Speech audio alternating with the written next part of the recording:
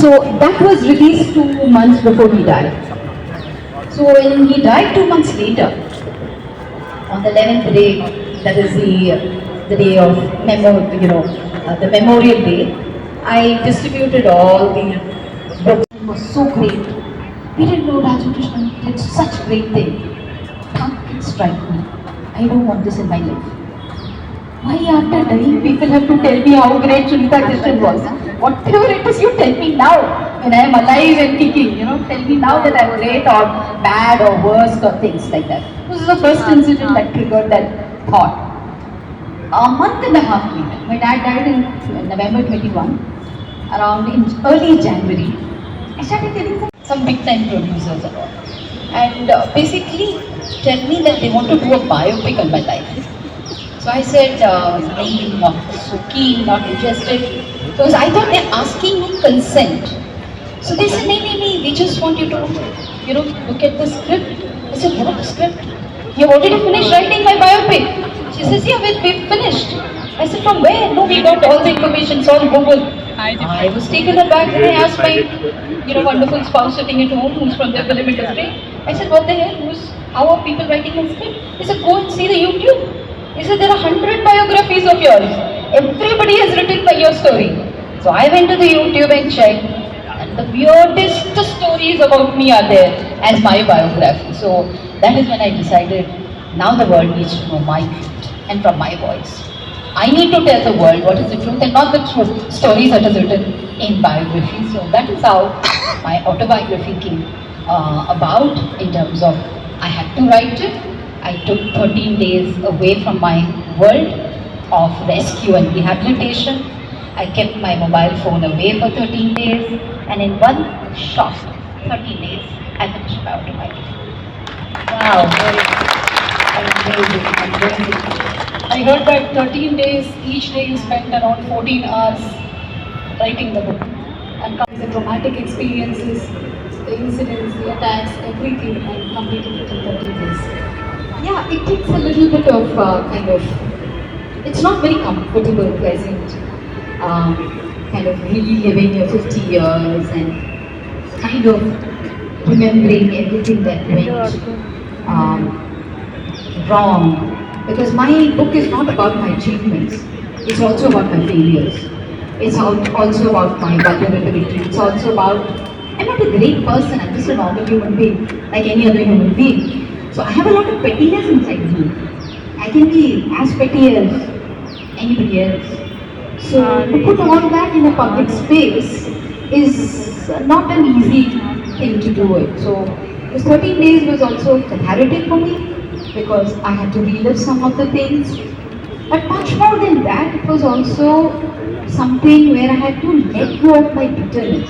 I said very, very clearly, I'm fighting a criminal enterprise that is living on huge revenues, and therefore there are several people who don't want me there, And sometimes when they hit you, once upon a time they would hit me on my face, they would hit me on my ears, my body, my leg, all that is manageable.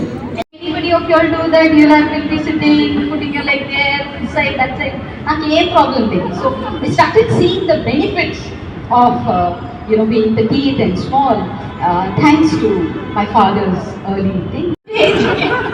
So that happens, So that is the expectation of people, and that comes from a certain construct that you create. I think people like you and Sachin Tendulkar can stop talking this.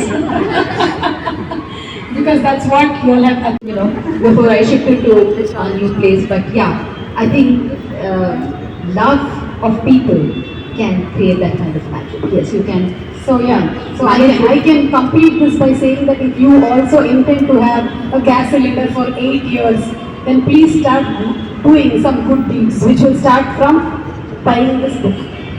Okay?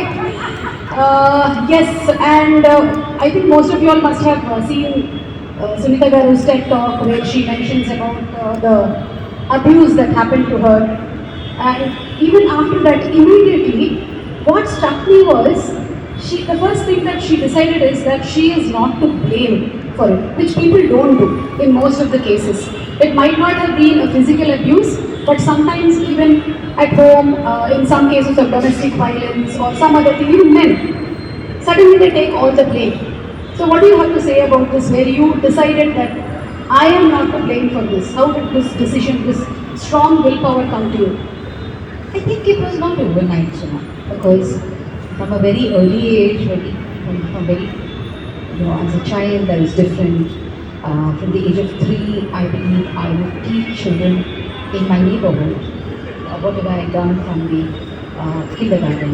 My dad had given me a slate, so I would teach whatever I've done there. And I would actually pick the children. I would not teach every child.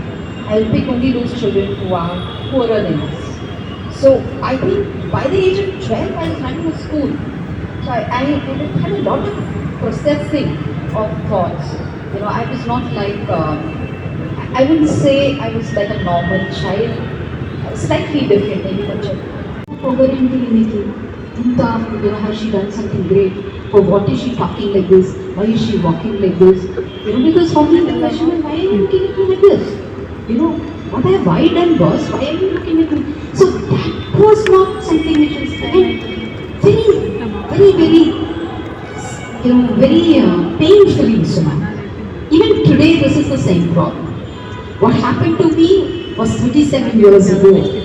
37 years later, even now we indulge in victimship. We are constantly questioning, why did she do that? She must be some past character. She must be that. Why did she wear that dress? Why did she talk like that? Nothing has changed in the 37 years, And that is what is painful for me, for us to even stand, because see, for a person like me, I stood and I paid the price for it. And I took it. How many of us are, kind of built with that kind of, DNA to say, okay, A function in your house, I give you some gift, okay? So I expect the same amount to be given to me. And then there is one Musalodu in that community. He comes, he has full food, and he gives me a torn 5 rupee note. And it is finally and go and throw it on his face. So there is an instance in this also wherein people have listened to all the stories because they want to listen to what all is happening. Etla jarigindadi, enti cheppandi inkoncham maaku anni vini. There was one person who gave you one sadist candidate because Uncle Ji made me sit for 2 hours before him, asked me everything and his whole questions, 100 questions. I hope you wouldn't spoil it. Have been really